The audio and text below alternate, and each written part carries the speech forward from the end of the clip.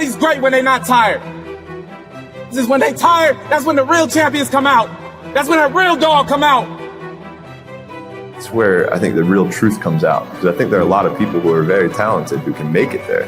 There are very few people who can deal with the pressure and the stress that happens when we're there. I feel I'm the best ever. It's not bragging or boasting.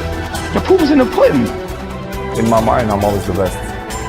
I am the greatest fighter of all time.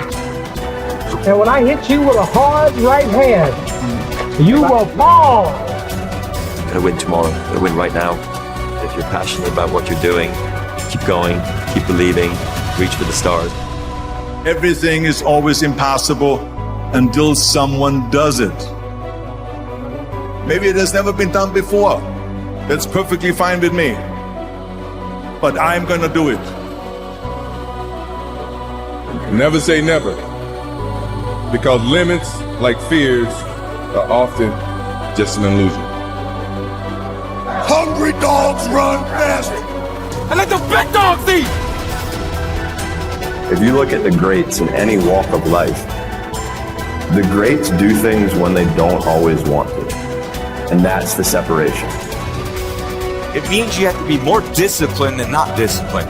I wanted to be the best I could be, period. I was waiting for you to smile at some of the compliments. You didn't. Smiling doesn't win you gold medals.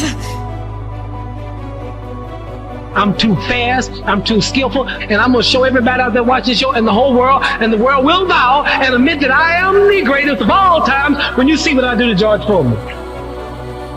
I believe that whatever I put my mind to, and if I was willing to make sacrifices and I was dedicated, that I could achieve absolutely anything. I'm the best ever. I'm the most brutal and vicious and most ruthless champion there's ever been. There's no one can stop me. I'd like to take this chance to apologize to absolutely nobody.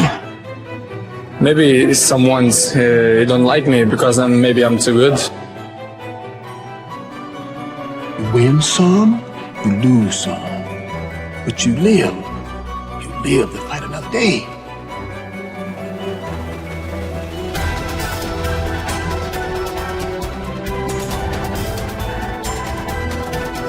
I've always believed, like from the Michael Jordan conversation, when I'm on the air, I'm the one that will make you want to hear from me.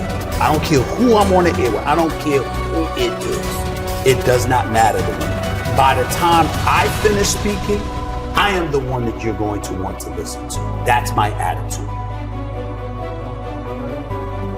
If this requires 100% and you give me 99, I might want to fire you.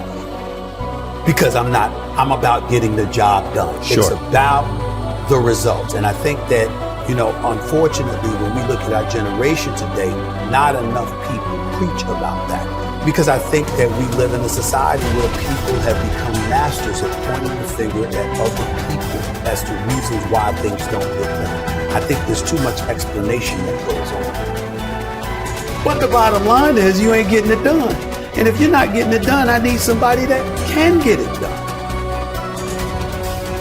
I am of the belief that if you truly adopt that belief in your soul, then you walk to work every day not looking for excuses. You're looking for a way for the job to get done. And in most instances, you are going to be successful than not.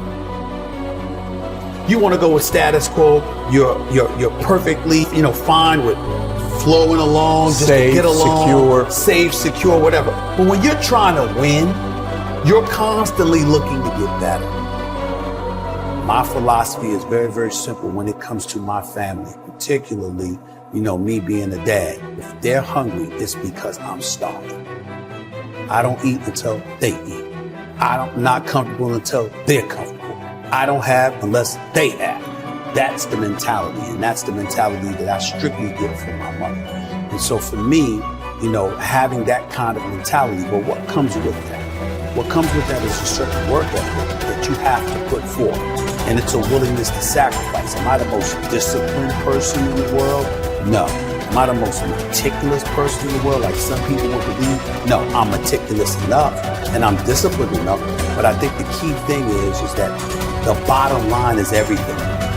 And whatever their bottom line requires is what I'm going to do. If their bottom line requires an excessive level of discipline, I'm going to do it. But to me, it's whatever the moment or the situation demands.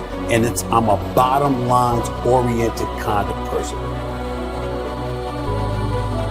You don't assume that opportunities are waiting for you. You know obstacles are standing at every door. Wow. And so that challenge that you have to embrace and you have to deal with, that's hard to deal with when you have achieved.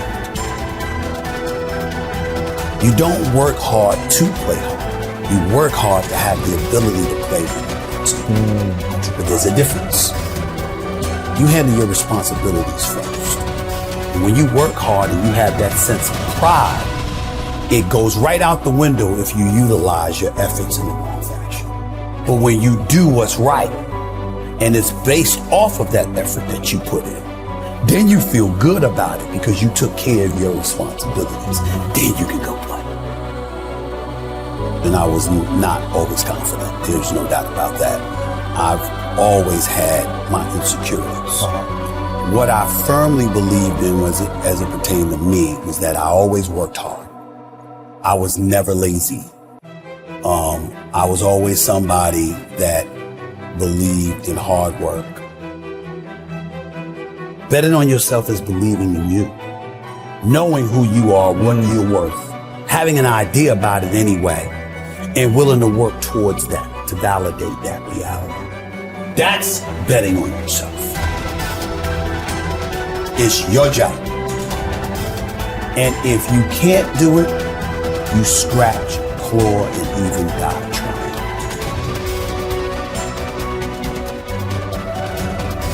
We make excuses every day. All of us as human beings. On far more occasions than not, I have to speak on the issue of accountability as it pertains to the entire sports world. And when it comes to the issue of accountability, I get all of that from mom. It happened with ESPN when my contract wasn't renewed back in 2008. I was sitting up there, I felt betrayed. I felt ticked off. My mother let me lick my wounds for a couple of days. And then she said, what could you have done better? You sure you didn't do anything? And I thought about all this stuff. I'm like, what is she talking about? This is just not true. This is not right. I work hard. I do this, I do that. And then I started thinking about it. Yeah, I was a pain in the ass. I did kind of complain a little bit too much. But the biggest thing that I remember doing is that I always came to the bosses with problems. I never came to them with solutions. It was always about the problem, never the solution. And I learned when I sat back and reflected on the mistakes that I had made in my career at the time, I learned that no boss wants to talk to anybody that doesn't have solutions. Instead of working around the clock trying to figure out what somebody else wants from you, good or bad, there are moments that crystallizes it for you in your mind. Pay attention and you'll see what they are. Yeah. And you'll know what to do accordingly. That is what I believe makes me the best. It's my commitment to excellence for the collective.